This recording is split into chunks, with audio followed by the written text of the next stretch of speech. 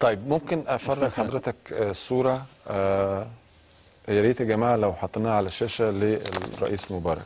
الصوره دي لو حضرتك بس بقى معانا على المونيتور، واضح طبعا عليه الاجهاد، لكن قبل ما نعمل كلوز اب على الوجه خلينا نعمل كلوز اب على البدله. حضرتك يمكن مش ما تكونش واضحه قوي من المكان اللي انت قاعد فيه شايف. طيب في ده اكتر.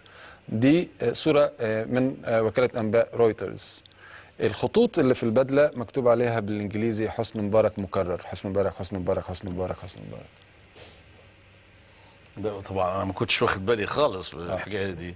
لا احنا اخذنا بالنا لما عملنا تكبير ده بقى السلطه. قبل ما تكمل بس حضرتك عايزين نشوف بس الوجه عشان برضو تربط لنا برضو الاجهاد. يا ريت نشوف الكلوز اب على الوجه ومدى الاجهاد اللي كان على وجه الرئيس في الفتره الاخيره من حياته. هو استخفاف من حكمه، في استخفاف، استعلاء ونرجسيه.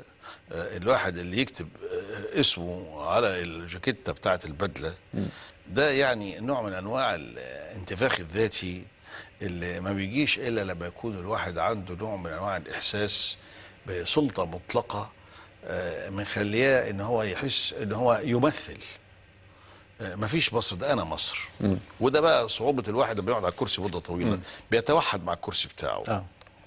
فيعني واضح جدا هنا نوع من الاستعلاء. هم كلهم كان في تعالي. ممكن اسال حضرتك تصورك لما يدور في ذهن ونفس الرئيس السابق حسني مبارك الان في شرم الشيخ؟